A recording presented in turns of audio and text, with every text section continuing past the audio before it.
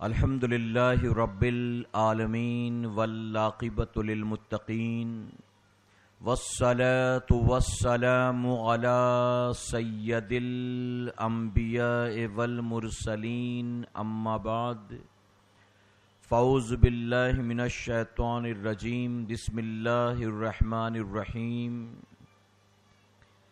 یا ایھا الذین آمنوا اتقوا اللہ وکونوا مع الصادقین صدق اللہ مولانا العلی العظیم۔ باد توحید کے متوالو شمع کے پروانوں، غوث و خواجہ اور رضا کے چاہنے والوں، آئیے سب سے پہلے ہم اور آپ نہایت ہی ادب اور احترام کے ساتھ اپنے اور ساری کائنات کے مرکز عقیدت جناب محمد الرسول اللہ صلی اللہ تعالی علیہ وسلم کی بارگاہ بے کس پناہ میں جس طرح سے میں آپ کو پڑھاؤں میرے ساتھ مل کر بآواز بلند ہدیہ غلامی درود و سلام کے انداز میں پیش کریں۔ پڑھیں الصلاۃ والسلام علیک یا رسول اللہ،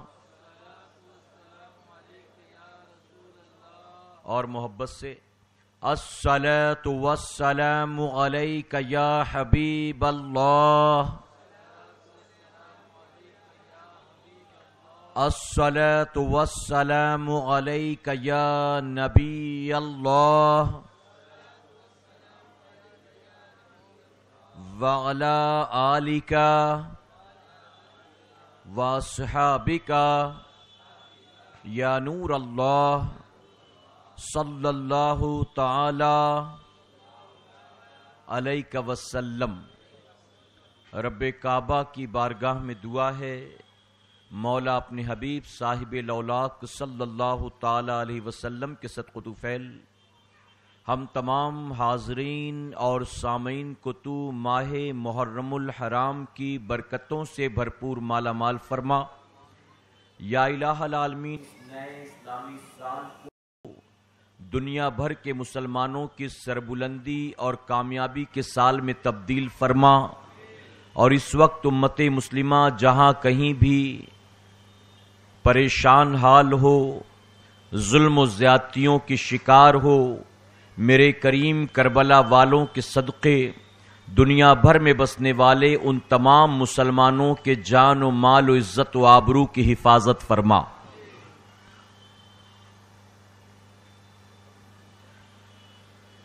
شہیدوں کو تو ہونا چاہیے نازاں شہادت پر،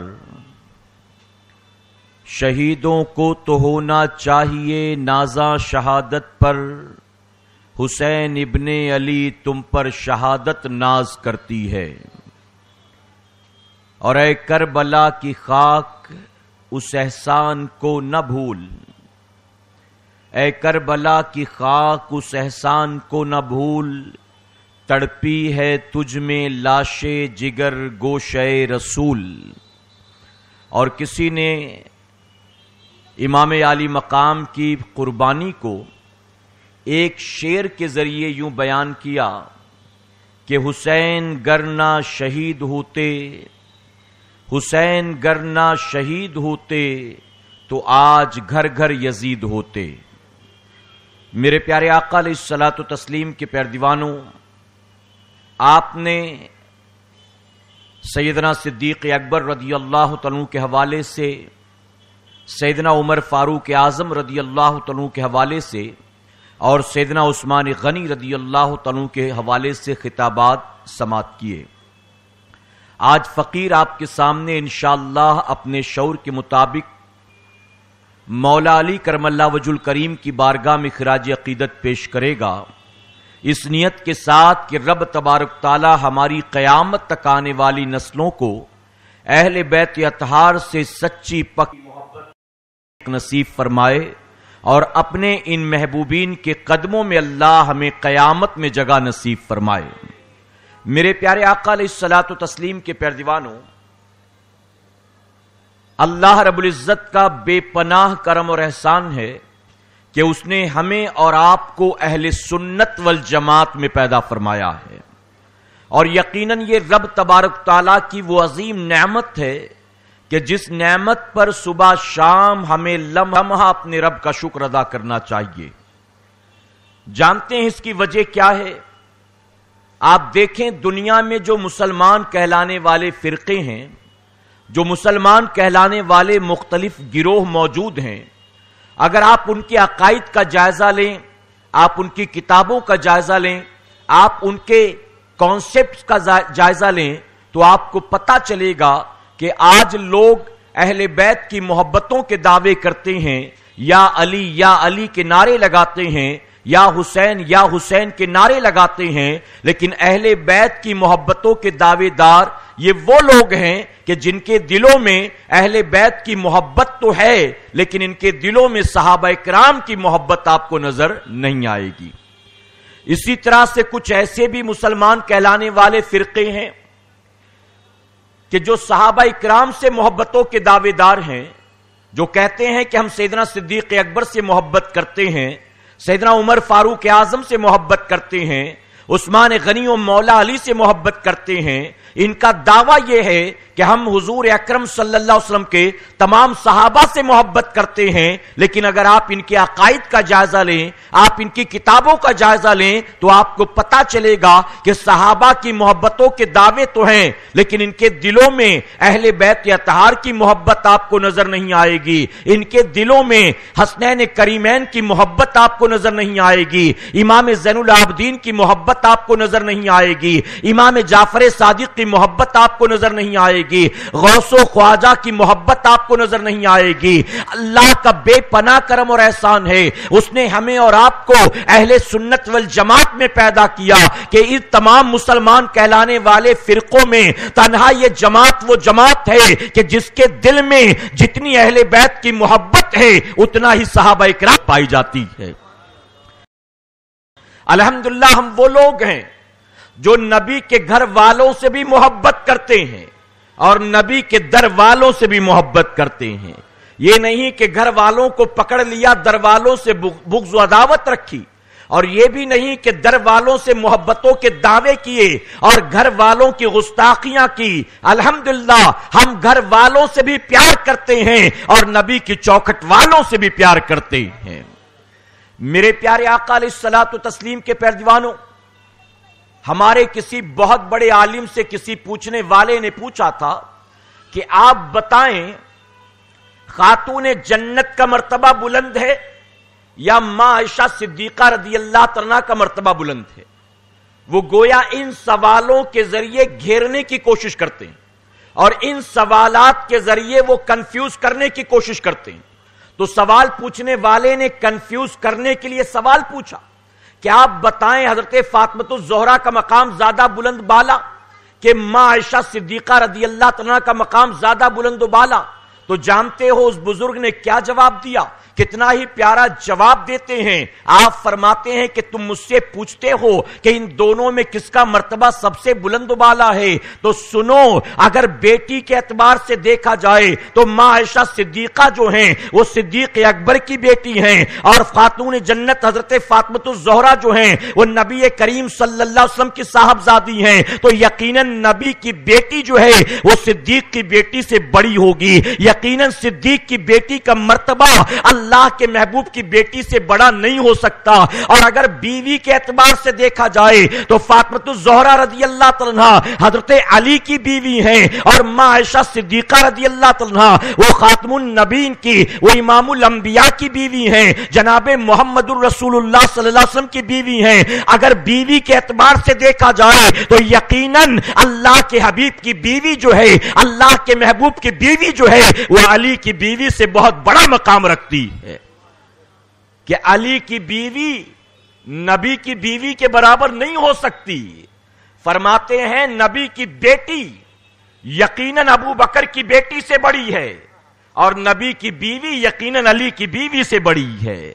میرے پیارے آقا کے پیروانوں، یہ ہے اہل سنت والجماعت، یہ ہے ہمارا کانسیپٹ، یہ ہے ہمارے عقائد، یہ ہمارا مسلک، اور یہی ہے ہمارا مذہب۔ الحمدللہ ہم صرف ایک جماعت کی محبتوں کے دعوے نہیں کرتے، بلکہ ہم مولا علی کرم اللہ وجہ الکریم سے محبت کرتے ہیں، حسنین کریمین سے محبت کرتے ہیں، امام زین العابدین و امام جعفر صادق سے محبت کرتے ہیں، غوث و خواجہ سے محبت کرتے ہیں، اور جتنی محبت نبی کی اہل بیت سے کرتے ہیں اتنی ہی محبت ہم صحابہ کرام سے کرتے ہیں۔ میرے پیارے آقا علیہ الصلوۃ والتسلیم کے پیارے دیوانوں، مولا علی کرم اللہ وجہ الکریم کا مقام بہت بلند و بالا ہے، بہت بلند و بالا۔ آپ جانتے ہیں کہ مکہ معظمہ میں آپ کی ولادت ہوئی، آپ قریش کے قبیلہ بنو ہاشم کے گھر کے ہیں، آپ کا تعلق قبیلہ بنو ہاشم سے، حضور اکرم صلی اللہ علیہ وسلم سے رشتے کے اعتبار سے آپ چچا زاد بھائی لگتے ہیں کہ جناب ابو طالب کے صاحب زادے ہیں، ان کے بیٹے ہیں۔ میرے پیارے آقا کے پیارے دیوانوں، آپ کی ولادت کا واقعہ تاریخ میں جو ملتا ہے، آپ توجہ سے ذرا اسے سنیں تو ایمان تر و تازہ ہو جائے گا۔ فرمایا گیا آپ کی والدہ حضرت فاطمہ بنت اسد رضی اللہ تعالیٰ عنہا، آپ حمل سے تھیں، آپ پریگننٹ تھی، وقت بچے کی ولادت کا قریب آ گیا۔ آپ جانتی تھی کہ بچے کی ولادت کے بعد پھر گھر سے نکلنا نہیں ہو سکے گا۔ آپ نے سوچا کہ اس سے پہلے کہ بچے کی ولادت ہو میں آخری بار جا کر خانہ کعبہ کا طواف کر لوں۔ مکے کی سرزمین پر لوگ اطمینان سے اپنے اپنے گھروں میں سوئے ہیں، ابھی اندھیرا چھٹا نہیں تھا، ابھی سورج نکلا نہیں تھا۔ حضرت فاطمہ بنت اسد اپنے گھر سے نکلتی ہیں اور تنہائی میں آ کر خانہ کعبہ کا طواف کرنا شروع کرتی ہیں۔ فرمایا گیا طواف کعبہ کر رہی تھی، اچانک لیبر پین شروع ہو گیا، اچانک درد ذی شروع ہو گیا۔ اب آپ کو یقین ہو گیا کہ بچے کی ولادت کا وقت قریب آ گیا۔ آپ کا گھر دور تھا، آپ سمجھ گئی کہ میں واپس اپنے گھر تک نہیں پہنچ سکوں گی۔ آس پاس کے جو مکانات تھے ان کے دروازے بھی بند تھے، اب جاؤں تو کہاں جاؤں؟ حضرت فاطمہ بنت اسد کے ذہن میں یہ سوال پیدا ہوا۔ جتنے مکانات آس پاس تھے سب کے دروازے بند تھے، آپ تھی اور خانہ کعبہ تھا۔ اب آپ نے سوچا کہ ایسی صورت میں جاؤں تو کہاں جاؤں؟ فرمایا گیا ابھی یہ سوچ رہی تھی کہ خانہ کعبہ کی ایک دیوار شک ہو گئی، خانہ کعبہ کی ایک دیوار پھٹ گئی، اور آپ نے پردے کے لیے خانہ کعبہ کے اندر آپ تشریف لے جاتی ہیں۔ فرمایا گیا خانہ کعبہ کے اندر حضرت فاطمہ بنت اسد کا جانا تھا کہ مولا علی کی ولادت ہو جاتی ہے، حضرت علی کرم اللہ وجہ الکریم پیدا ہو گئے۔ اے سرکار مدینہ کے پیارے دیوانوں، اس اعتبار سے رب تبارک تعالیٰ نے حضرت علی کو جو مقام عطا فرمایا ہے، تاریخ انسانی میں نہ آپ سے پہلے یہ مقام کسی کو ملا اور نہ آپ کے بعد کسی کو یہ مقام مل سکتا ہے۔ بچہ جب بھی پیدا ہوتا ہے یا تو ننیہال میں پیدا ہوتا ہے، یا تو ددیہال میں پیدا ہوتا ہے، یا تو اسپتال میں پیدا ہوتا ہے۔ تنہا مولا علی ہیں جو نہ ننیہال میں پیدا ہوئے، نہ ددیہال میں پیدا ہوئے، نہ اسپتال میں پیدا ہوئے، بلکہ پیدا ہوئے اللہ کے پاک گھر خانہ کعبہ میں پیدا ہوئے ہیں۔ اے سرکار مدینہ کے پیارے دیوانوں، وہ خانہ کعبہ جس کا حالت ناپاکی میں طواف بھی کرنے کی اجازت نہیں ہے۔ اب ذرا سوچو، علی وہاں پیدا ہوئے ہیں، علی کی ولادت وہاں ہوئی، اور آپ جانتے ہیں بچے کی ولادت کے بعد ایک عورت کے جسم سے نجس خون نکلتا ہے، بچہ بھی ناپاک ہوتا ہے، اس کی ماں بھی ناپاک ہوتی ہے، لیکن فرمایا گیا چونکہ ولادت خانہ کعبہ میں ہوئی، اللہ تبارک تعالیٰ نے وہ انتظام کر دیا، علی پیدا ہوئے تو ناپاک نہیں، پاک و صاف تھے، اور آپ کی والدہ بھی پاک و صاف تھی۔ وہ جو نجس خون نکلتا ہے وہ دور دور تک کہیں نظر نہیں آتا۔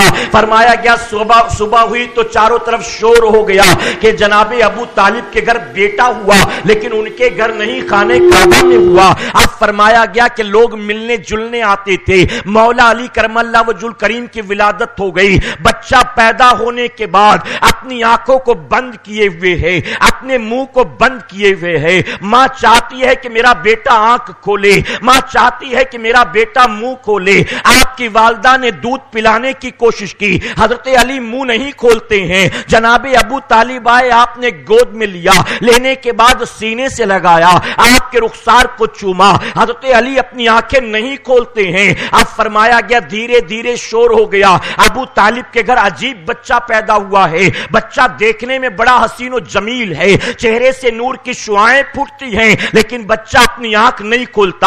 بچے نے اب تک نہ پانی پیا ہے نہ ماں کا دودھ پیا ہے۔ اب لوگوں کو دھیرے دھیرے یہ یقین ہونے لگا، لگتا ہے یہ بچہ بچ نہیں سکے گا۔ اس کی وجہ کہ بچہ ولادت کے بعد کتنی دیر تک بن کھائے پیے رہ سکتا ہے، بن پانی پیے یا ماں کا دودھ پیے رہ سکتا ہے۔ فرمایا گیا حضور اکرم صلی اللہ علیہ وسلم کہیں مکے سے باہر تشریف لے گئے تھے، آپ جب واپس آئے تو آپ کو خبر دی گئی آپ کے چچا ابو طالب کے گھر بیٹا پیدا ہوا، لیکن اس کا عجیب معاملہ ہے۔ فرمایا گیا حضرت فاطمہ بنت اسد وہ خانہ کعبہ ہی میں تھی، حضور اکرم صلی اللہ علیہ وسلم تشریف لاتے ہیں، ابھی آقا نے اعلان نبوت نہیں فرمایا تھا، اعلان نبوت سے پہلے کا واقعہ ہے۔ حضور اکرم صلی اللہ علیہ وسلم تشریف لاتے ہیں، آنے کے بعد میرے آقا نے ہاتھ بڑھا کر اپنی چچی سے حضرت علی کو گود میں لے لیا، اور گود میں لینے کے بعد میرے آقا انہیں اپنے قریب لاتے ہیں۔ فرمایا گیا صبح سے ماں بھی پریشان تھی، باپ بھی پریشان تھا،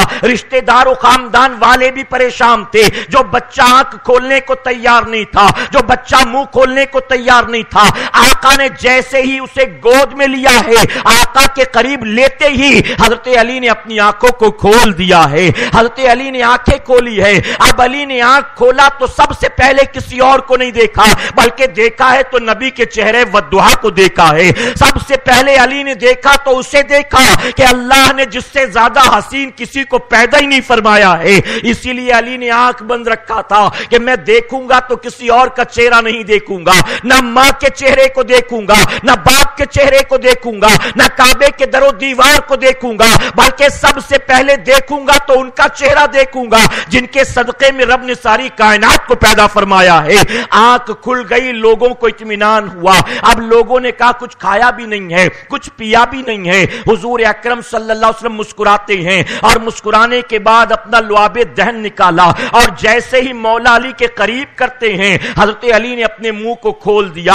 ماں نے بار بار پستان سے منہ لگایا تھا، وہ علی جو اپنی ماں کا دودھ پینے کو تیار نہیں تھے، آقا نے لعاب دہن جیسے ہی حضرت علی کے منہ کے قریب کیا، حضرت علی نے اپنا منہ کھولا ہے اور نبی کے لعاب دہن کو چوسنا شروع کر دیا ہے، فوراً اسے چوسنا شروع کر دیا۔ اے سرکار مدینہ کے پیارے دیوانوں، معلوم ہوا حضرت علی کی گھٹی میں کچھ اور نہیں تھا، بلکہ گھٹی کے طور پر پہلی چیز جو پلائی گئی تھی وہ میرے آقا کا لعاب دہن تھا، آقا کا تھوک مبارک تھا۔ اور جب اللہ کے حبیب کا لعاب دہن علی کی گھٹی میں پڑا ہو، اللہ ان کو کیسا علم عطا کرتا ہے، اللہ ان کو کیسا شعور عطا کرتا ہے، اللہ انہیں کیسی حکمت و دانائی عطا کرتا ہے۔ فرمایا گیا حضرت علی کرم اللہ وجہ الکریم حضور اکرم صلی اللہ علیہ وسلم کے لعاب دہن کو چوستے ہیں، اور پھر حال یہ کہ میرے آقا فرماتے ہیں میں علم کا شہر ہوں اور علی اس کے دروازے ہیں۔ یہ برکت تھی آقا کے لعاب دہن کی کہ آپ نے آنے کے بعد دنیا میں سب سے پہلے جس چیز کو اپنی حلق کے نیچے اتارا وہ میرے آقا کو لعاب دہن تھا۔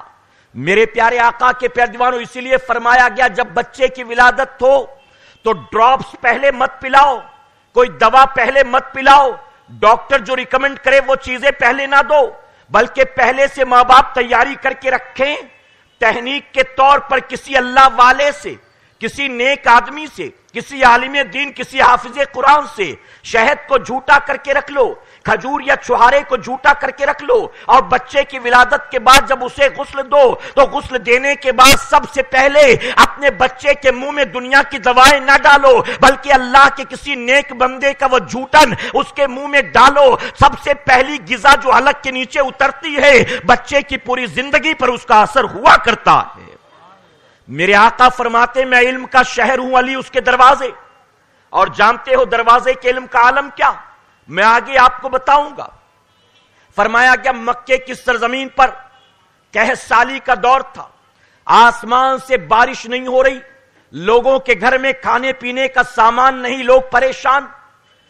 جناب ابو طالب آپ کثیر العیال تھے، یعنی آپ کے گھر میں بچے زیادہ تھے۔ حضور اکرم صلی اللہ علیہ وسلم اپنے چچا جناب عباس کو لیتے اور لے کر کہا چلو ہم چل کر حضرت ابو طالب سے ان کے کچھ بچے گود لے لیں تاکہ ان کی کچھ مدد ہو جائے، کچھ بچوں کی ذمہ داری سے وہ بری ہو جائیں۔ فرمایا گیا جناب عباس کے ساتھ آئے، اور آنے کے بعد حضور اکرم صلی اللہ علیہ وسلم نے حضرت علی کو گود لے لیا ہے۔ حضرت علی کو گود لے لیا، عمر تقریباً 6 یا 7 سال تھی، اور حضرت عباس نے حضرت جعفر کو جو حضرت علی کے بھائی تھے انہیں گود لے لیا۔ اب ایک بیٹا جناب عباس کے پاس ہے، ایک بیٹا حضور اکرم صلی اللہ علیہ وسلم کے پاس ہے۔ میرے پیارے آقا کے پیروانوں، گویا اس عمر ہی سے حضور اکرم صلی اللہ علیہ وسلم کے زیر تعلیم تھے، آقا کی تربیت اور آقا کی نگرانی کے اندر تھے۔ فرمایا گیا حضور اکرم صلی اللہ علیہ وسلم راتوں کو اٹھ کر نماز پڑھتے تھے۔ ابھی نہ اعلان نبوت فرمایا تھا، ابھی نہ نمازیں فرض ہوئی تھی، لیکن آقا راتوں کو اٹھ کر اللہ کے سجدے کرتے تھے۔ حضرت علی قریب سوئے ہوتے تھے، ایک رات آنکھ کھلی تو آپ نے دیکھا حضور حالت قیام میں ہیں، دوسری رات آنکھ کھلی تو دیکھا حضور حالت رکوع میں ہیں، تیسری رات آنکھ کھلی تو دیکھا آقا حالت سجدہ میں ہیں۔ حضرت علی نے آقا کی بارگاہ میں عرض کیا، اے محمد صلی اللہ علیہ وسلم، آپ مجھے رات کو سلا دیتے ہیں اور خود رات بھر عبادت کرتے ہیں، آخر آپ یہ رات بھر کس کی عبادت کرتے ہیں؟ آپ رات بھر یہ کرتے ہیں تو اس پر جانتے ہو میرے آقا نے کیا فرمایا؟ حضور اکرم صلی اللہ علیہ وسلم فرماتے ہیں کہ اے علی، اللہ رب العزت کی بندگی کا ثبوت دیتا ہوں، میں رات بھر اپنے مولا کی عبادت کرتا ہوں، اس نے مجھے بہت سی نعمتیں عطا کی ہیں، میں رات بھر اس کا شکریہ ادا کرتا ہوں۔ حضرت علی نے آقا کی بارگاہ میں عرض کیا، اے محمد صلی اللہ علیہ وسلم، آپ رات بھر جاگ کر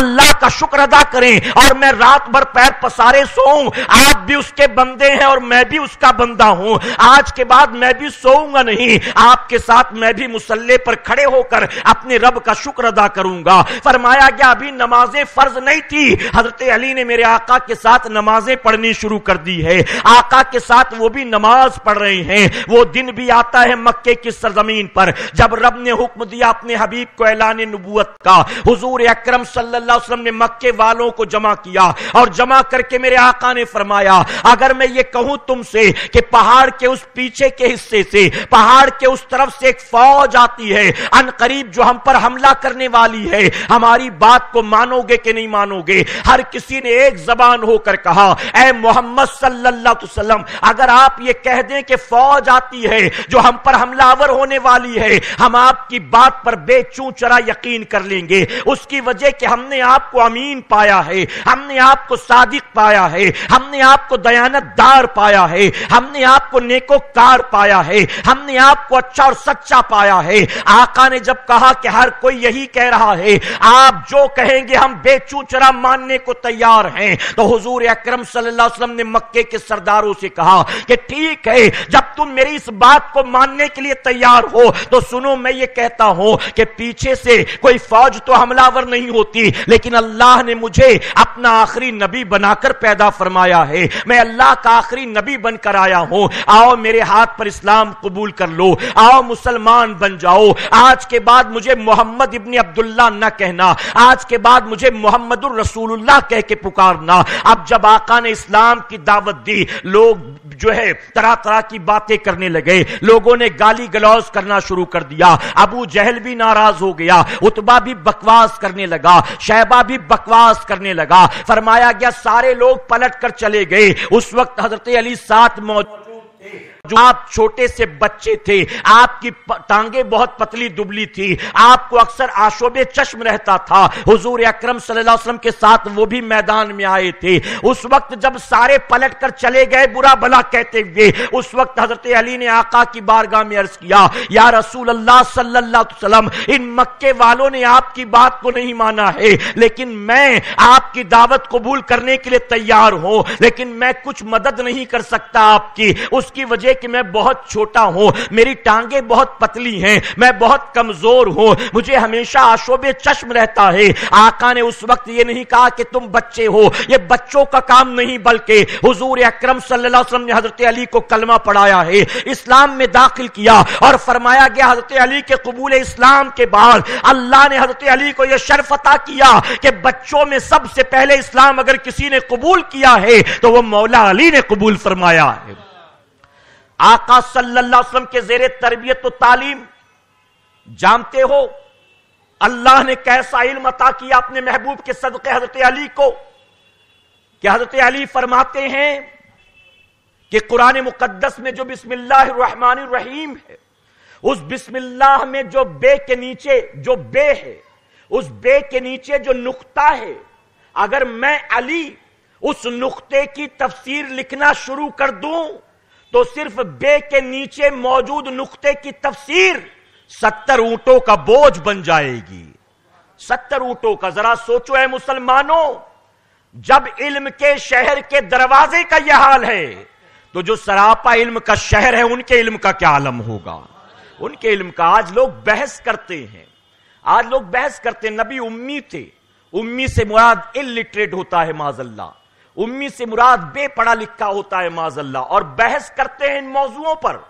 ابھی چند دنوں پہلے کسی نے میسج کیا تھا کہ ایک شخص کہتا ہے کہ حضور صلی اللہ علیہ وسلم کو نہ پڑھنا آتا تھا نہ لکھنا آتا تھا، ہم اس کو کیا جواب دیں؟ میں نے کہا کہ اس کو کوئی جواب دینے کی ضرورت نہیں ہے۔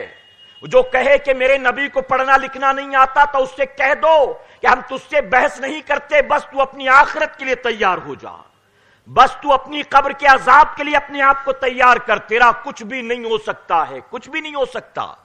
لوگ کہتے امی، امی سے مراد الٹریٹ۔ میرے پیارے آقا کے پیارے دیوانوں، لوگوں نے غلط مطلب نکالا، معاذ اللہ ثم معاذ اللہ۔ حضور کے بغض و عداوت و دشمنی کی بنیاد امی سے مراد بے پڑھا لکھا نہیں ہوتا۔ آپ ڈکشنری اٹھا کر دیکھیں، لغت کی کتاب اٹھا کر دیکھیں تو امی سے مراد ایک یہ بھی ہے جس کو کسی انسان نے نہ پڑھایا ہو۔ اگر اس اعتبار سے کہیں کہ میرے نبی وہ ہیں جن کو کسی انسان نے نہیں پڑھایا، ہم کہیں گے ہاں یہ کہنا تیرا صحیح ہے، آقا بلا شبہ وہ ہیں جن کو کسی انسان نے نہیں پڑھایا۔ اس کی وجہ کہ رب تبارک تعالیٰ نے اپنے محبوب کو کسی کے سامنے زانوِ ادب طے کرنے کے لیے نہیں بھیجا تھا، بلکہ رب نے ساری کائنات کو محبوب کے سامنے زانوِ ادب طے کرنے کو بھیجا تھا۔ اگر کوئی استاد ہو تو ظاہر ہے شاگرد کو استاد کی عزت کرنی پڑتی ہے، استاد شاگرد کی عزت نہیں کرتا، شاگرد استاد کی عزت کرتا ہے۔ اگر حضور اکرم صلی اللہ علیہ وسلم نے مکے میں کسی سے پڑھا لکھا ہوتا تو آپ کے اعلان نبوت کے بعد جو پڑھانے والا ہوتا وہ بھی کھڑا ہو جاتا کہ جب میرا شاگرد نبی بن سکتا ہے میں تو اس سے بڑا نبی ہوں، معاذ اللہ۔ ہوتا کہ نہیں ہوتا؟ اے سرکار مدینہ کے پیارے دیوانوں، بے شک میرے آقا کو نہ کسی انسان نے پڑھایا ہے نہ جبرائیل نے پڑھایا ہے، جس نے محبوب بنا کر بھیجا خود اسی رحمان نے پڑھایا ہے۔ اگر محبوب پڑھے لکھے نہ ہوتے، پڑھنا لکھنا نہیں آتا معاذ اللہ، جیسے کہ بدعقیدہ لوگوں کے گندے عقائد، نبی کو پڑھنا لکھنا نہیں آتا۔ میں کہتا ہوں میرے آقا صلی اللہ علیہ وسلم پر جو پہلی آیت نازل ہوئی وہ کیا تھی؟ وہ یہی تو تھی نا، اقرا۔ یہیں سے شروعات ہوئی، اقرا پڑھو، اقرا پڑھو پڑھو۔ اب رب کیا نہیں جانتا تھا کہ ان کو پڑھنا لکھنا آتا ہی نہیں ہے؟ اب اگر رب جانتا تھا کہ پڑھنا لکھنا نہیں آتا تو بے پڑھے لکھے کو پڑھنے کا حکم کیوں دے رہا تھا؟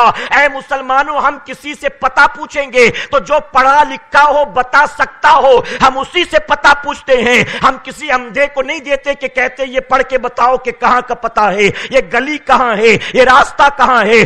آنکھ والے سے پتہ پوچھتے ہیں، پتہ بتانے والے سے پتہ پوچھتے ہیں، ہمارے ایڈریس کو جو پڑھ سکے اس سے پتہ پوچھتے ہیں۔ ہر انسان یہ جانتا ہے۔ اب اگر محبوب پڑھنا لکھنا نہیں جانتے تھے تو رب نے محبوب سے پہلے ہی کیوں کہا پڑھو پڑھو پڑھو؟ نہیں نہیں، اے سرکار مدینہ کے پیارے دیوانوں، یقیناً اللہ کے حبیب کو دنیا کے کسی انسان نے نہیں پڑھایا تھا، جس نے محبوب بنایا تھا خود اسی رحمان نے پڑھایا تھا۔ آپ کے علاقے میں، آپ کی اسی آبادی میں ایک پاگل سرفرا ڈاکٹر رہتا ہے۔ ہم نے بڑے اس کے نقاب اٹھائے، ہم نے لوگوں کو بڑا الرٹ کیا، لیکن لوگوں نے ہماری بات پر کام دھرا نہیں۔ آخر وہ وقت آ گیا کہ خود انڈین گورنمنٹ پیچھے لگ گئی۔ سمجھ رہے ہیں نا کس کی بات کر رہا ہوں؟ پاگل۔ میرے پیارے آقا کے پیارے دیوانوں، کیا بتائیے کوئی سوٹ بوٹ پہن کے جنٹل مین بن جاتا ہے؟ اگر کوئی دھوبی روزانہ گدھے کو لکس سے نہلائے تو نہا نہا کر گدھا گھوڑا بن جائے گا؟ سوٹ بوٹ تو دیکھو، سوٹ بوٹ تو پہن لیا، لیکن شکل دیکھو تو وہی فقیروں والی ہے. بتائیے ہے کہ نہیں؟ سوٹ بوٹ پہننے سے کوئی جینٹل مین نہیں بن جاتا.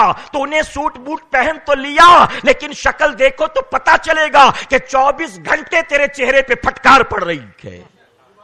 ہماری جماعت کے علماء کو دیکھو, جو اسلامک اسکالر ہوتے ہیں, جو حق والے ہوتے ہیں, جو اللہ اور اس کے رسول کے فرما بردار ہوتے ہیں, جو اللہ کے محبوبین سے پیار کرنے والے ہوتے ہیں, آپ دیکھیں ان کے چہروں کو جا کر. اے سرکار مدینہ کے پیار دیوانوں, اگر رنگ کالا بھی ہوگا, نبی کی محبت کے صدقے اللہ چہرے کو نور عطا فرماتا ہے. لیکن اسلامک اسکالر کہلائے, دنیا کی سیر و تفریح کرے, امریکہ, لندن, سعودی, دبئی میں رہے, لیکن چہرے کی پھٹکار ایک سیکنڈ بھی کم نہیں ہوتی ہے. بتائیے ہے کہ نہیں؟ چہرہ قابل قبول نہیں. اس ظالم سے کسی نے ایک مرتبہ پوچھا تھا, بہت بڑا مناظر بنتا ہے نا, بہت بڑا اسکالر.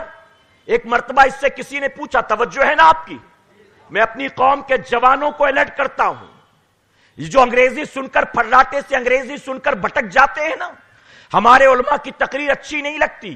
جمعہ کی جماعت ہے 1:30 بجے کی, تو پہنچتے 1:25-27 پر کہ امام صاحب کا بیان کون سنے, بور ہو گیا ہوں سن سن کر. امام صاحب کا بیان 2-3 منٹ زیادہ ہو جائے تو کبھی اپنی گھڑی, کبھی مسجد کی گھڑی, کبھی بغل والے کی گھڑی. اور انگریزی میں اگر یہ تقریر کرے تو لوگ اسے موبائل میں ڈاؤن لوڈ کر کے رکھتے, اپنے دوستوں کو سینڈ کرتے, شیئر کرتے, فخر کرتے. اور ماں باپ بھی دیکھتے ہیں اپنے بیٹے کو, اپنی بیٹی کو, تو خوش ہوتے ہیں کہ میرے بیٹے کو ذرا دیکھو کتنا پڑھ لکھ لیا, اس کو مولویوں کی تقریر اچھی نہیں لگتی, یہ تو انگریزی میں تقریر سنتا ہے. انگریزی میں سنو میرے پیارے آقا کے پیارے دیوانوں, میں بہت پہلے سے کہتا چلا آ رہا ہوں, انگریزی یہ وہ زبان ہے جس سے تم متاثر ہو سکتے ہو. انگریزی وہ زبان نہیں جو اللہ اس کے رسول کو متاثر کر سکے. انگریزی سے تم دنیا کے کام نکال سکتے ہو, انگریزی سے تم سامنے والے کو امپریس کر سکتے ہو, انگریزی بول کر لوگوں پر تم اپنی دھاک بٹھا سکتے ہو, لیکن وہ زبان یہ نہیں ہے جو اللہ اس کے رسول کو پسند ہو. اگر انگریزی اللہ کو پسند ہوتی, اللہ نے قرآن انگریزی میں نازل کیا ہوتا. اگر انگریزی بولنے والے اللہ کو پسند ہوتے, اللہ نے محبوب کی زبان انگریزی رکھی ہوتی. اللہ کو جو زبان پسند ہے یقیناً وہ ہے جس زبان میں اللہ نے اپنے حبیب پر قرآن نازل فرمایا ہے. اور انگریزی بولنے والے سنیں, ہم کسی بھی ملک کے رہنے والے ہوں, مدر ٹنگ کچھ بھی ہو, جب قبر میں جائیں گے فرشتے سوال عربی میں کریں گے, قبر والا جواب عربی میں دے گا. یہاں قرآن بھی پڑھنا نہیں آتا تھا, عربی کے چند الفاظ بھی سمجھ نہیں پاتا تھا, لیکن اس کی زبان ایسی بدل جائے گی کہ قبر میں جب فرشتے سوال کریں گے تو جواب عربی میں دے گا. اے مسلمانوں, انگریزی سے دنیا کے دلوں پر راج کر سکتے ہو, لیکن عربی سے تم اپنی دنیا اور آخرت سنوار سکتے ہو. تو انگریزی سن کر پھسلنا بند کرو, کہے انشاءاللہ. میں کہتا ہوں یہ تو انڈیا میں اور مہاراشٹر اور ممبئی میں پیدا ہوا. یہ جتنی اچھی انگریزی بولتا ہے, اس سے اچھی انگریزی تو لندن کا بھنگی بولتا ہے. بتائیے ہے کہ نہیں؟ امریکہ کی کسی اسٹریٹ پر کھڑے ہو کر گٹار بجا کر بھیک مانگنے والا بھیکاری اس سے اچھی انگریزی بولتا ہے. اس کا ایکسنٹ دیکھو, اس کی لینگویج دیکھو. اس نے تو اسکول میں جا کر ABCD سیکھا ہے, وہ تو پیدائشی اسی زبان کے بولنے والے ہوتے ہیں. تو یہ زبان سن کر متاثر ہونا بند کرو. اس بے وقوف سے کسی نے سوال پوچھا تھا کہ قرآن مقدس میں بہت سی چیزیں ایسی ہیں, بہت سی آیات ایسی ہیں جو پہلے کی کتابوں میں بھی پائی جاتی ہیں.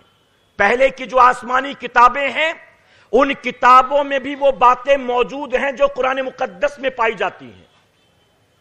اگر ہم سے کل کوئی یہودی سوال پوچھے, کل کوئی عیسائی سوال پوچھے کہ تمہارے نبی پر قرآن نازل نہیں ہوا, معاذ اللہ, یہ اللہ کا کلام نہیں ہے, یہ آسمانی کتاب نہیں ہے, بلکہ تمہارے نبی نے تھوڑا توریت سے اٹھایا, تھوڑا زبور سے اٹھایا, تھوڑا دوسری آسمانی کتابوں سے اٹھایا اور یہاں وہاں سے جمع کر کر کے ایک نئی کتاب کو ترتیب دے دیا اور اس کا نام قرآن رکھ دیا اور یہ کہہ دیا کہ یہ آسمانی کتاب ہے، یہ اللہ کا کلام ہے۔ اس نوجوان نے سوال پوچھا، اگر کل کوئی اعتراض کرے تو ہم اس کا کیا جواب دیں؟ یہ پاگل ڈاکٹر جو تھا مسکراتا ہوا کھڑا ہوا اور یہ سوچا کہ یہ تو میرے بائیں ہاتھ کا کھیل ہے، اور جانتے اس نے کیا جواب دیا؟ معاذ اللہ ثم معاذ اللہ، کھڑے ہو کر یوں کہتا ہے کہ تم سے اگر کوئی یہ کہے کہ تمہارے نبی نے پہلے کی آسمانی کتابوں میں سے تھوڑا تھوڑا اٹھایا اور جمع کر کے ایک نئی کتاب بنا دی تو تم اسے یہ جواب دے دینا کہ یہ کام میرا نبی کر ہی نہیں سکتا ہے۔ اس کی وجہ یہ ہے کہ میرا نبی تو وہ ہے معاذ اللہ جس کو نہ پڑھنا آتا ہے نہ جس کو لکھنا آتا ہے۔ اب بتائیے اگر کسی یہودی عیسائی کے سامنے یہ کہو گے نبی کے بارے میں تو کہے گا ٹھیک ہے یار ایسا نبی ہے تو مجھے بھی کلمہ پڑھا دو، کہے گا؟ وہ کہے گا ایسے نبی کے پیچھے چل رہے جس کو پڑھنا لکھنا ہی نہیں آتا معاذ اللہ، جو پڑھا لکھا ہی نہیں معاذ اللہ۔ میرے پیارے آقا کے پیارے دیوانوں، گویا سوٹ بوٹ و انگریزی کی آڑ میں یہ اسلام کی نہیں بلکہ کسی اور مذہب کی تبلیغ کر رہے ہیں۔ نبی کے حوالے سے اگر اس طرح کے الفاظ کوئی اپنی زبان سے نکالے، ایسی باتیں کوئی کرے تو یقیناً لوگوں کے دل میں نبی کی عظمت پیدا نہیں ہوگی بلکہ نبی کی عظمت گھٹے گی۔ اگر نبی کی عظمت بتانا ہے تو مکے اور مدینے میں چلتا ہوا صرف نہ بتاؤ بلکہ معراج کی رات لامکہ پر جاتا ہوا بھی بتانا پڑے گا۔ اگر نبی کی شان بتانا ہے تو صرف بازار سے گھر سودا لاتا نہ بتاؤ بلکہ اسی نبی کو اپنے امتیوں کو جنت بانٹتا ہوا بھی بتاؤ۔ نبی کی شان، ان کے معجزات، ان کی عظمتیں، ان کے اختیارات بتانے ہوں گے، تب لوگوں کے دل میں آقا کی محبت پیدا ہوگی۔ آقا نے فرمایا میں علم کا شہر علی اس کے دروازے، اور دروازے کے علم کا عالم کیا ہے؟ ذرا سوچیں جب دروازے کے علم کا یہ عالم ہے تو جو سراپا علم کا شہر ہے ان کے علم کا عالم کیا ہوگا؟ امی جو کہتے ہیں اس کی وجہ کیا ہے یہ بھی سن لیں۔ جو جاپان میں رہتا ہے اسے جاپانی کہتے ہیں، اردو میں کہتے ہیں جاپانی اور انگریزی میں کہتے ہیں جیپنیز۔ جانتے ہیں نا آپ امریکہ میں جو رہتا ہے اس کو کیا کہتے ہیں؟ اردو میں کہیں گے امریکی اور انگریزی میں کہیں گے امریکن، یہی کہتے ہیں نا۔ چائنا میں رہنے والے کو اردو میں چینی اور انگریزی میں چائنیز کہیں گے۔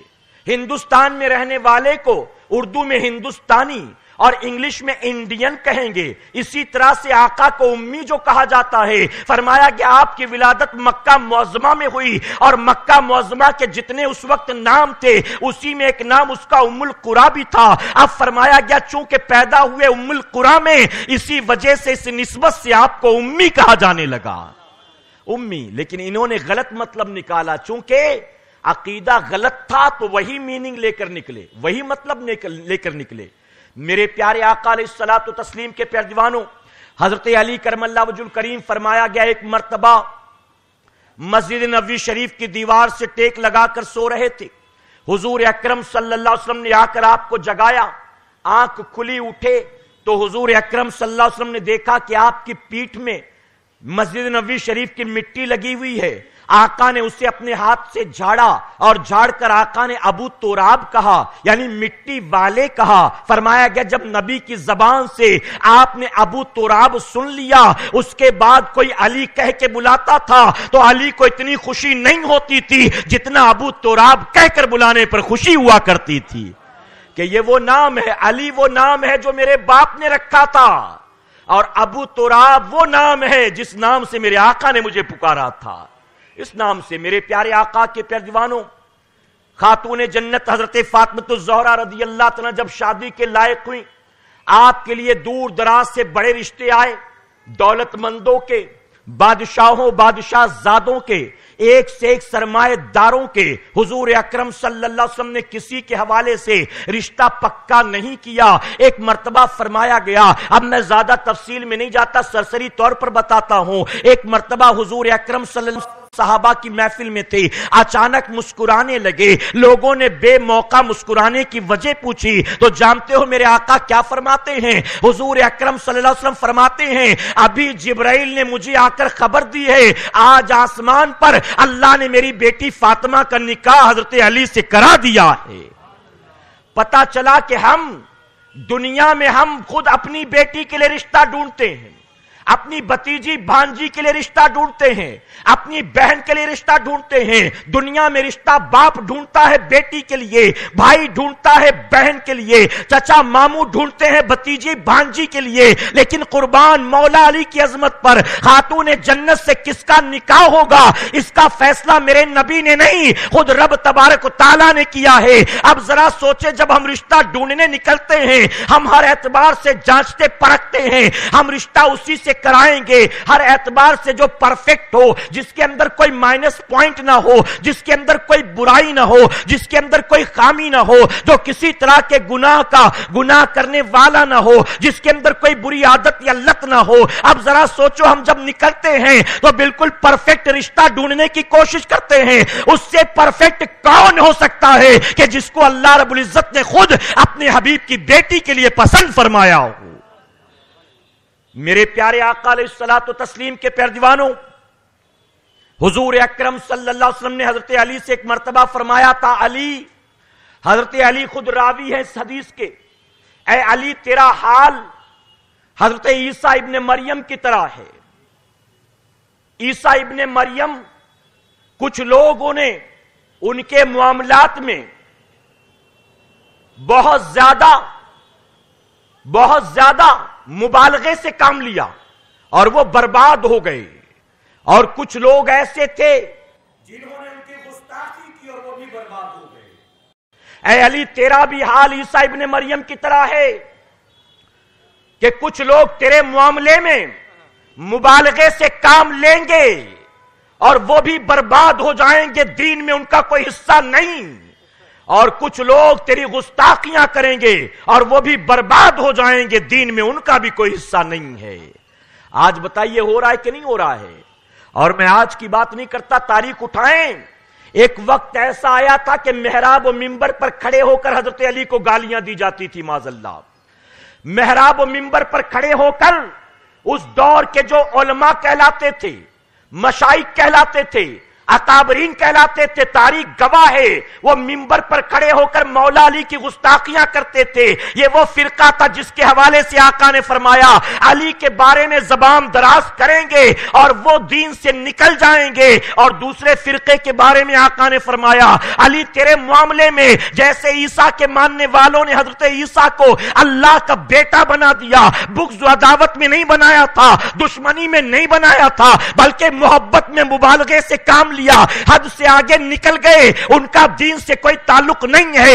اسی طرح سے علی تیری محبتوں کے نام پر کچھ لوگ مبالغے سے کام لیں گے اور وہ اپنی آخرت کو برباد کریں گے، ان کا دین میں کوئی حصہ نہیں ہوگا۔ کتابوں میں آتا ہے مولا علی کے زمانے میں ایک گروہ آیا اور اس گروہ نے آ کر کہا کہ علی آپ ہمارے خدا ہیں، کہے معاذ اللہ، آپ ہمارا سب کچھ ہیں، آپ ہی ہمارے معبود، آپ ہی ہمارے رب ہیں۔ حضرت علی نے کہا لا الہ الا اللہ، اللہ کے سوا کوئی ہمارا معبود نہیں ہے، وہی رزاق، وہی رب، وہی زندگی موت پر قدرت رکھنے والا، اس کے علاوہ کوئی ہمارا معبود نہیں، وہی صرف معبود۔ ان لوگوں نے پھر کہا علی آپ ہمارے معبود ہیں، آپ ہمارے رب ہیں، ہم نے ساری امیدیں آپ سے وابستہ کر دی۔ حضرت علی نے پھر کہا اللہ کے سوا کوئی ہمارا معبود نہیں، اللہ کے سوا کوئی اس کائنات کا خالق و مالک نہیں، اللہ ہی ہے جو صرف عبادت کے لائق ہے۔ ان لوگوں نے تیسری مرتبہ کہا، مولا علی نے 2 بار تو یہ کلمات کہہ کے انہیں سمجھائے، لیکن جب تیسری مرتبہ پھر ان لوگوں نے یہی کہا آپ ہمارے خدا ہیں، آپ ہمارے معبود ہیں، تو فرمایا گیا حضرت علی اپنے کمرے میں گئے، اپنی تلوار لے کر آئے اور جتنے بھی آئے تھے آپ نے سب کی گردن کو مار دیا ہے۔ اسی طرح سے کچھ لوگوں نے کہا حضرت علی تمام انبیاء سے بلند مقام ہے آپ کا، معاذ اللہ، تمام انبیاء سے بلند مقام ہے آپ کا، معاذ اللہ۔ اور جانتے ہو شاہ عبدالحق محدث دہلوی رحمت اللہ تعالی نے اس گندے عقیدے کا رد کیا اپنی کتاب میں، جو کچھ لوگوں نے یہ لکھا کہ معاذ اللہ ثم معاذ اللہ جبرائیل علیہ السلام سے غلطی ہوئی، جانا تھا نبوت لے کر علی کے پاس، پہنچ گئے معاذ اللہ محمد الرسول اللہ کے پاس، معاذ اللہ ثم معاذ اللہ۔ شاہ عبدالحق محدث دہلوی نے اس کا رد فرمایا، کچھ لوگ خدا تو نہیں کہتے، انبیاء سے بڑا تو نہیں کہتے، لیکن معصوم کہتے ہیں۔ 12 امام اور 14 معصومین، وہ کہتے علی بھی معصوم۔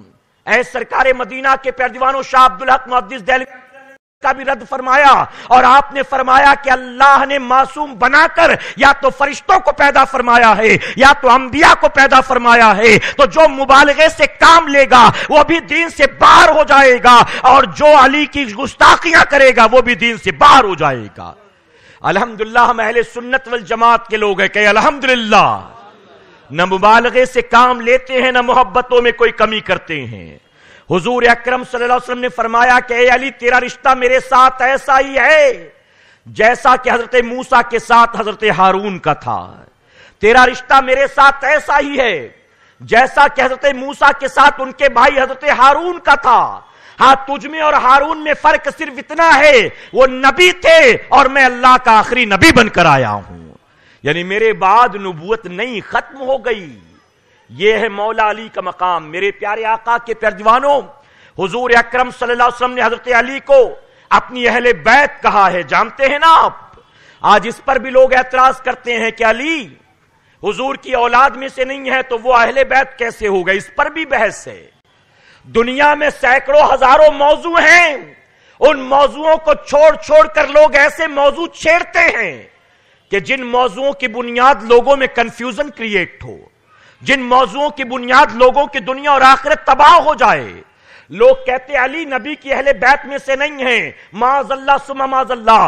آپ نے سنا ہوگا حضور اکرم صلی اللہ علیہ وسلم نے اپنی چادر کے اندر حضرت علی کو لیا تھا، خاتون جنت حضرت فاطمہ کو لیا تھا، اپنے نواسے حسن حسین کو لیا تھا، اور سامنے رکھ کر آقا نے دعا فرمائی تھی، اے اللہ یہ میری اہل بیت ہے، میں ان سے محبت کرتا ہوں، تو بھی ان سے محبت کر، اور جو ان سے محبت کرے اے اللہ تو انہیں اپنا محبوب بنا لے، اور جو ان سے دشمنی رکھے اے اللہ تو بھی ان سے دشمنی رکھ۔ اب جب علی اہل بیت میں ہیں تو اب کوئی کہے کہ اہل بیت نہیں مانتا تو آج کے سنیوں کا انکار نہیں کرتا، وہ گویا نبی کے فرمان پر اعتراض کرتا ہے۔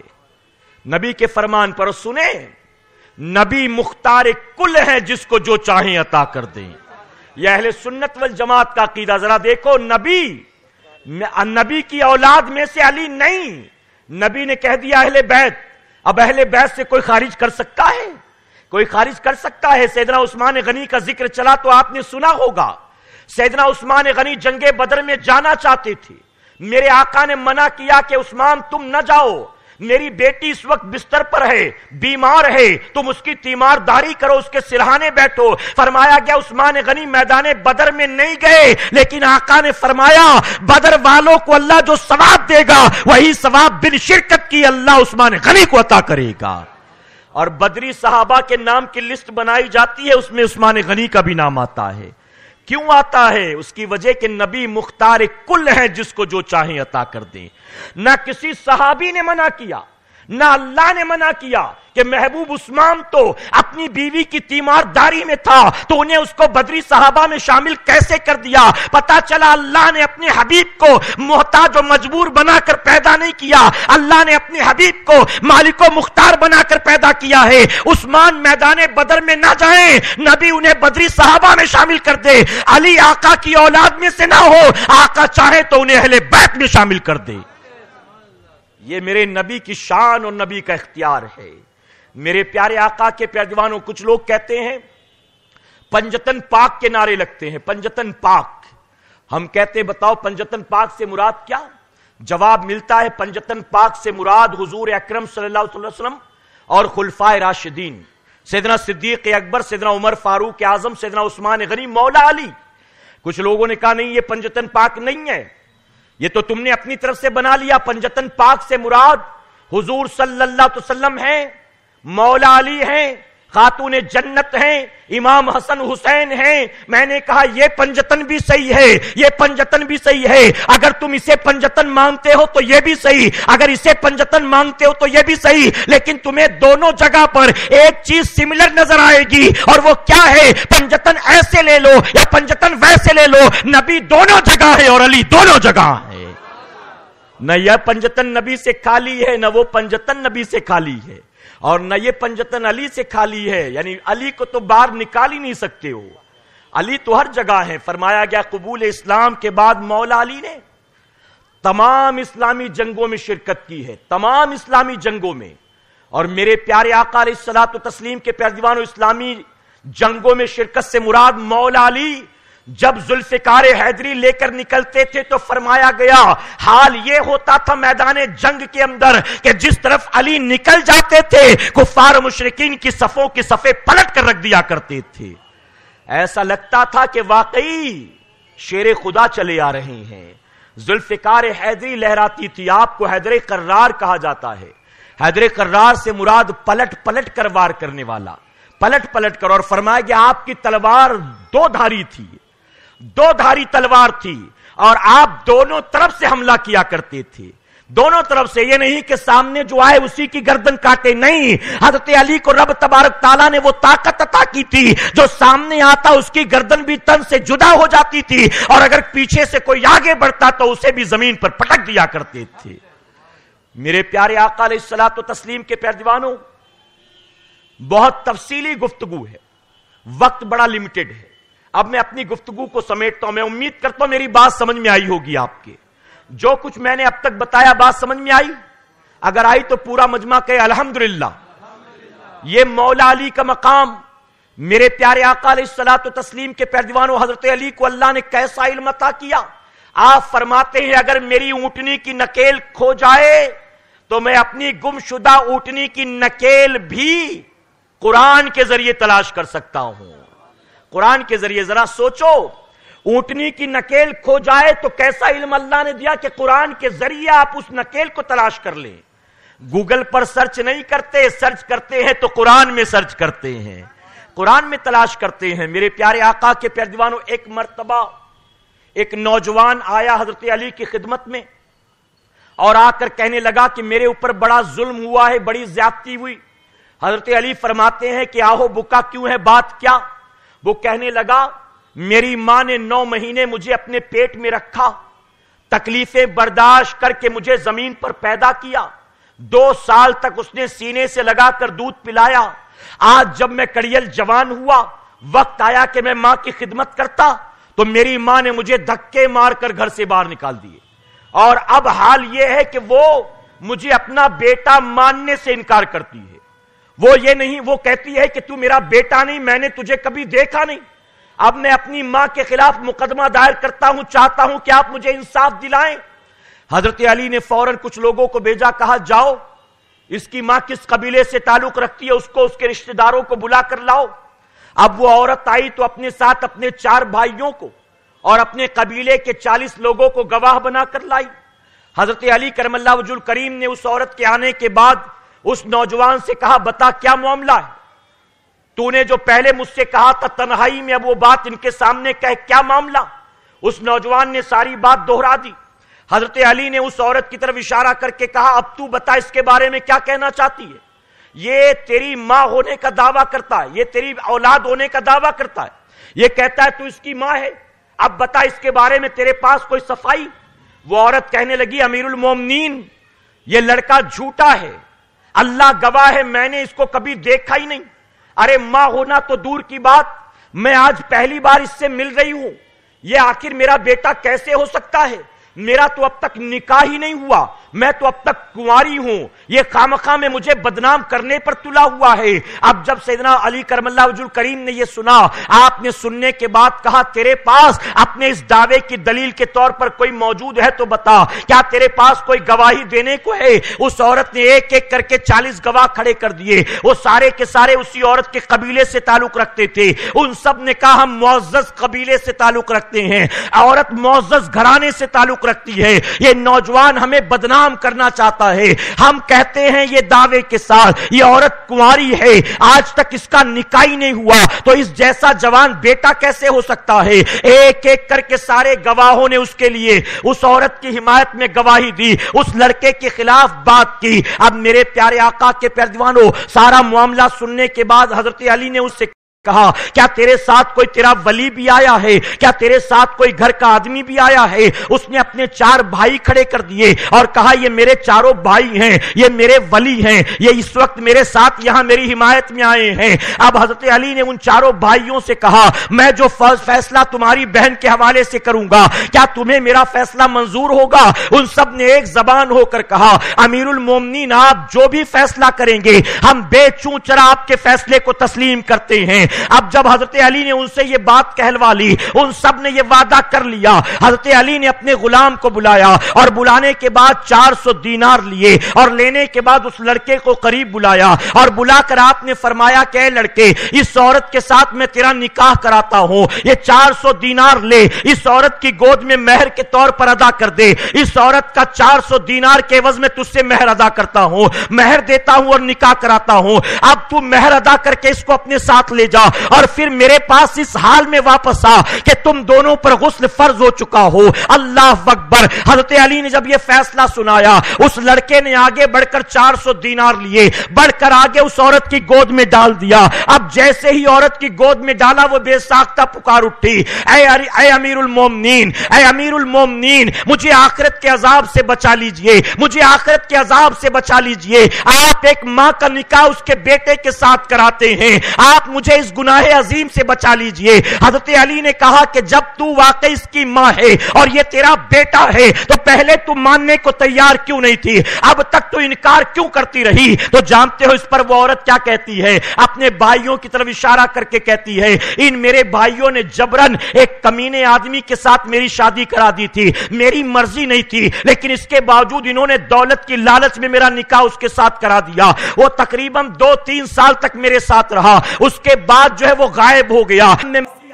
میں حاملہ ہوئی اور یہ میرا بیٹا پیدا ہوا، میں نے اس کو پالا پوسا، اپنی اولاد کی طرح پالا بڑا کیا، لیکن آج میرے لیے ایک بہت ہی اچھا رشتہ آیا ہے، اسی وجہ سے میرے بھائیوں نے ساری سازش رچی کہ میں اس بیٹے کے بیٹے ہونے کا انکار کر دوں، اس کو دھکے مار کر باہر نکال دوں اور میں کنواری بن کر دوسری شادی اس شخص کے ساتھ کر سکوں۔ آج آپ مجھے بچا لیجئے۔ اے سرکار مدینہ کے پیروانوں، حضرت علی کرم اللہ وجہ الکریم نے اس کے بعد اس لڑکے کو قریب بلایا اور بلانے کے بعد اس عورت کے حوالے کیا اور کہا لے جا، آج کے بعد تو اس کے ساتھ اپنے بیٹے کی طرح رہنا، اسے اپنی اولاد کی طرح اپنے ساتھ رکھنا۔ اور اس کے بعد آپ نے ان باقی لوگوں کو سزا سنائی ہے۔ اے سرکار مدینہ کے پیارے دیوانوں، یہ مولا علی کا علم تھا۔ ایک مرتبہ 2 شخص آئے حضرت علی کی خدمت میں، انہوں نے بھی ایک معاملہ لا کر پیش کیا، بڑا پیچیدہ اور کمپلیکیٹڈ مسئلہ تھا۔ جانتے ہو مسئلہ کیا تھا؟ آپ تھکے تو نہیں نا میرے بھائی؟ حالانکہ جو وقت دیا گیا تو بالکل کمپلیٹ ہونے کے قریب ہے اور میں گفتگو سمیٹنے کے قریب ہوں۔ ایک مرتبہ درود شریف پڑھ لیں آپ۔ اللہ رب محمد صلی اللہ علیہ وسلم نحن عباد محمد صلی اللہ علیہ وسلم۔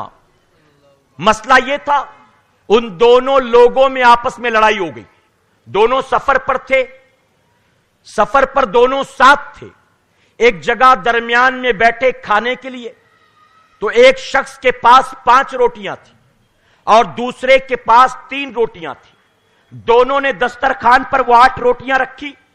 اب ایک تیسرا شخص بھی آ گیا، اسے ان لوگوں نے دعوت دی، وہ مسافر تھا، آئیے ہمارے ساتھ بیٹھیے کھانا کھا لیجئے۔ وہ آیا، شریک ہو گیا کھانے میں۔ فرمایا گیا کہ کھانا کھانے کے بعد اب وہ تیسرا آدمی جب جانے لگا، اس نے 8 دینار نکالے، دسترخوان پر رکھ دیا اور رکھ کر کہا کہ اس کو آپس میں دونوں بانٹ لینا۔ یہ کہہ کر چلا گیا۔ اب جس کی 5 روٹیاں تھی اس نے 5 دینار لے لیے، جس کی 3 روٹیاں تھی اس کو 3 دے دیا۔ اب 3 والا کہتا ہے کہ اس شخص نے دیتے وقت کہا تھا آپس میں بانٹ لینا، تو میں 3 کیوں لوں اور تم 5 کیوں لو؟ 4 تم لو اور 4 میں لوں گا، دونوں کا حصہ برابر برابر ہونا چاہیے۔ اس شخص نے کہا میری روٹیاں 5 تھی اس لیے میں 5 رکھتا ہوں، تمہاری 3 تھی تم 3 رکھو۔ اس نے کہا روٹیاں کتنی بھی ہو اس کی پرواہ نہیں، حصہ تو برابر برابر لگے گا۔ آپس میں جھگڑا ہوا، مقدمہ آیا مولا علی کی بارگاہ میں۔ اب کتنا کمپلیکیٹڈ کیس تھا نا، اگر آج یہ مسئلہ لے کر کسی مفتی صاحب کے پاس پہنچو، مفتی صاحب کہیں گے بھیا یہ کوئی دین کا مسئلہ نہیں ہے، اس کو لے کر پولیس چوکی میں آپ جاؤ، پولیس والا آپ کا مسئلہ حل کرے گا، ہم کیسے حل کریں اس کو؟ یہ کوئی دینی مسئلہ تھوڑی نہ ہے کہ باپ کا انتقال ہو گیا، 4 بیٹے ہیں، آپس میں جو ہے وراثت میں جو بچا وہ بانٹنا ہے، کوئی دینی مسئلہ تو ہے نہیں۔ یہ آپسی جھگڑا ہے، تم جا کر پولیس اسٹیشن میں سالو کرو. لیکن جانتے ہو حضرت علی نے امیر المومنین مولا علی کرم اللہ وجہ الکریم، علم کا دریا، حکمت کا دریا، باب العلم فرمایا گیا. آپ نے دونوں کا سارا کیس سنا. سننے کے بعد جس کی 3 روٹیاں تھی، آپ نے فرمایا تیرا بھائی تجھے 3 دیتا ہے، لے لے، تو فائدے میں رہے گا. اگر میں نے فیصلہ کیا تو سن، تیرے حصے میں 1 ہی دینار آئے گا. اب وہ اور پریشان، 3 پر تو مانتا نہیں میں، اور یہاں 1 کی بات کر رہے ہیں. اس نے کہا کہ 1 کیسے آئے گا میرے حصے میں؟ آپ نے فرمایا کہ یہ 3 دے رہا، لے لے، اگر میں نے مسئلہ حل کیا تو تو نقصان میں رہے گا، تیرے حصے میں 3 بھی نہیں آئے گی، 1 آئے گا. تو اس شخص نے دل مضبوط کر کے کہا ٹھیک ہے، 1 تو 1 صحیح، آپ فیصلہ تو فرمائیں کہ آخر میرے حصے میں 1 کیسے آئے گا. حضرت علی فرماتے کہ ٹھیک ہے، تو سن، تیرے بھائی کے پاس 5 روٹیاں، تیرے پاس 3 روٹیاں، اب کھانے والے 3 ہیں، روٹیاں 8، 1 روٹی کے 3 ٹکڑے کیے گئے، تو 8 روٹی میں کتنے ٹکڑے ہوئے؟ آپ بتائیں کتنے ٹکڑے ہوئے؟ 8 روٹیاں ہیں، 1 روٹی کے 3 ٹکڑے، 8 into 3 کتنا ہوا؟ 24 ٹکڑے. 24 ٹکڑے. اب آپ فرماتے کہ 24 ٹکڑے ہوئے. اب کھانے والے 3 ہیں، تو ایک آدمی کے حصے میں کتنے ٹکڑے آئے؟ ایک آدمی کے حصے میں کتنے ٹکڑے آئے؟ ایک آدمی کے حصے میں 8 ٹکڑے آئے. تو 8 8 8 تینوں نے کھایا، 8 8 8 ٹکڑے تینوں نے کھایا.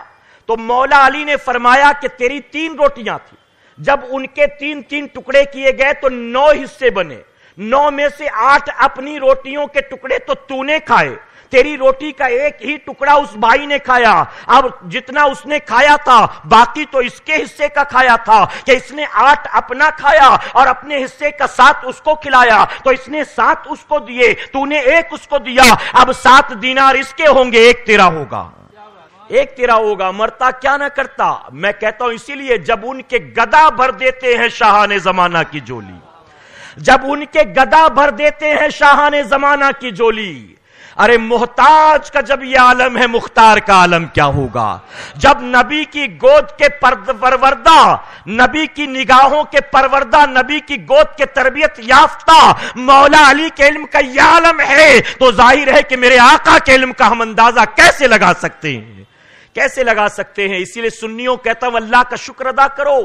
اللہ نے کسی باطل فرقے میں پیدا نہیں کیا، بلکہ اس جماعت میں پیدا کیا ہے جو جماعت جھوٹی محبتوں کی دعوے دار نہیں ہے، بلکہ جو الحمدللہ اللہ کے حبیب سے بھی محبت کرتی ہے اور ان کی اہل بیت سے بھی محبت کرتی ہے. اب آخری بات اجازت ہے آپ کی، میرے پیارے آقا کے پیارے دیوانوں، یہ سیدنا علی کرم اللہ وجہ الکریم کے حوالے سے میں نے کچھ باتیں بتائی. حضرت علی کی نمازوں کا حال یہ تھا کہ میدان جنگ میں جب کوئی تیر لگتا، لوگ نکالنے کی کوشش کرتے تو نکال نہ پاتے. فرمایا گیا درد اتنا ہوتا کہ حضرت علی برداشت نہ کر پاتے، لوگوں کو مجبوراً چھوڑ دینا پڑتا، لیکن لوگ انتظار میں رہتے تھے. یہی حضرت علی جب نماز کے لیے کھڑے ہوتے، اللہ اکبر کہہ کے جیسے ہی ہاتھ باندھتے تھے، لوگ آگے بڑھ کر ان کے جسم میں پیوست تیر کو کھینچ لیتے تھے. فرمایا گیا حالت نماز میں آپ کے جسم کے تیر کو نکال لیا جاتا تھا اور حضرت علی کو خبر بھی نہ ہوتی تھی. اے سرکار مدینہ کے پیارے دیوانوں، ذرا سوچو، جب باپ اس طرح سے نماز پڑھنے والا ہو، حالت نماز میں جس کے جسم سے جنگ کے تیر کو نکالا جاتا ہو، جب باپ کی نمازوں کے خشوع اور خضوع کا یہ عالم ہو، تو یقیناً باپ ایسے ہوتے ہیں تبھی ان کے بیٹے حالت سجدہ میں سر کٹانے والے ہوتے ہیں. آج ہمارا اور آپ کا حال کیا ہے؟ نہ باپ کو نماز کی پرواہ ہے اور نہ بیٹے کو نماز کی فکر ہے. باپ بھی نماز کے وقت پیر پھیلائے سو رہا ہے اور بیٹا بھی نماز کے وقت آوارہ گردیاں کر رہا ہے. غلط تو نہیں کہہ رہا میرے بھائی؟ ذکر شہدائے کربلا کی محفل میں آتے ہو، یزید کو برا بھلا کہتے ہو، میں آپ سب سے کہنا چاہوں گا اگر واقعی یزید کے لیے آپ کے دل میں نفرت ہے تو یہ کیسا عدل و انصاف ہے.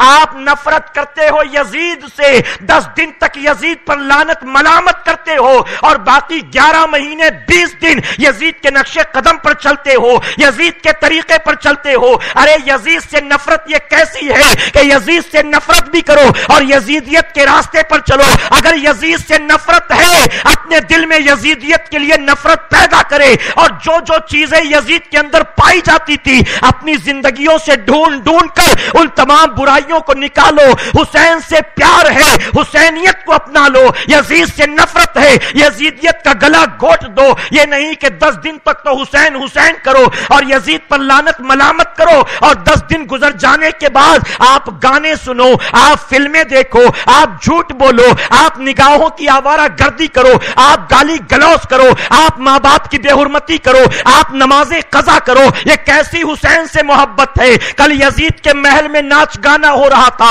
امام حسین نے گوارا نہ کیا, یہی وجہ کہ اس کے مقابلے میں آ گئے تھے. اے حسینیوں میں آپ سے پوچھتا ہوں, ایک یزید کے محل میں ناچ گانا ہو, حسین گوارا نہیں کرتے ہیں. آج ہم حسینی کہلاتے ہیں, کھچڑا بھی کھا رہے ہیں, شربت بھی پی رہے ہیں, سبیل بھی لگا رہے ہیں, محفل بھی سجا رہے ہیں, نیاز بھی تقسیم ہو رہی ہے, نعرے بھی لگ رہے ہیں, تازیہ بھی گھمایا جا رہا ہے, میلہ بھی لگایا جا رہا ہے, ڈول گاجا باجا بھی بجایا جا رہا ہے, نوحہ مرثیہ ماتم بھی ہو رہا ہے, لیکن نمازوں کی پرواہ نہیں کرتے ہیں. کل یزید کے محل میں ناچ گانا ہوتا تھا, آج حسینیوں تمہارے گھر سے ناچ گانے کی آواز آتی ہے. کل تک ایک محل میں ناچ گانا ہو رہا تھا, آج مسلمان کا گھر گھر سینما گھر بنا ہوا ہے.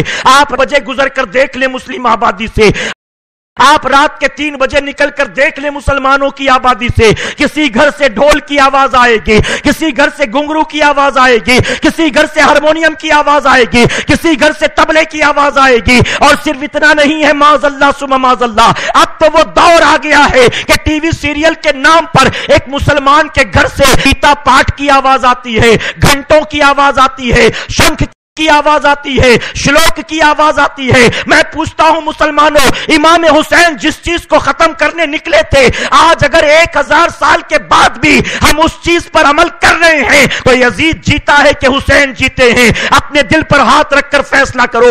آج جب ہمارے گھروں سے ناچ گانے کی آواز آتی ہے, یقیناً یزید کو خوشی ہوتی ہوگی, امام حسین کو تکلیف ہوتی ہوگی. اگر حسین سے پیار ہے تو صرف یزید سے نام نہاد نفرت نہ کرو, یزید سے نفرت کرو. یزید کی زندگی میں جتنی برائیاں تھی, اپنی زندگی سے وہ ساری برائیاں نکال پھینکو. یزید بے نمازی کا نام ہے اور حسین نماز پنجگانہ کے پابند کا نام ہے. فجر کی اذان ہوتی تو یزید اپنے کمرے محل میں پیر پسارے سوتا تھا اور امام حسین اللہ کے سجدوں کے لیے اللہ کے گھر سے نکل کر مسجد میں آیا کرتے تھے. میں پوچھتا ہوں کیسے حسینی ہیں؟ صرف کھچڑے شربت والے, صرف نعرے لگانے نظر و نیاز والے, صرف محفلیں سجانے والے؟ حسین سے پیار ہے تو حسینی بن جاؤ, حسینیت سے محبت کرو. یزید سے نفرت ہے تو یزیدیت سے نفرت کرو. ہر برائی کو نکالو جن برائیوں میں یزید پلید مبتلا تھا. اللہ اپنے حبیب کے صدقے ہمیں آپ کو سب کو کہنے سننے سے زیادہ عمل کی توفیق عطا فرمائے. درمیان گفتگو مجھ سے جانے انجانے میں کسی طرح کی غلطی خامی رہ گئی, آپ سب کو گواہ بنا کر سچے دل سے توبہ کرتا ہوں. رب میری توبہ قبول فرمائے اور ہماری محفل کو قیامت میں ہمارے لیے, ہمارے والدین کے لیے بخشش اور نجات کا ذریعہ بنائے. وما علینا الا البلاغ. رسالت کے پروانوں ہر سنیچر کو بعد نماز عشاء سنی دعوت اسلامی کے عالمی مرکز اسماعیل حبیب مسجد میں سنی اجتماع ہوتا ہے. تو آپ حضرات پابندی کے ساتھ اس میں شرکت فرمائیں. سنی دعوت اسلامی کی web site sunni dawat islami.net پر وزٹ کریں اور بہت ساری دینی معلومات حاصل کریں.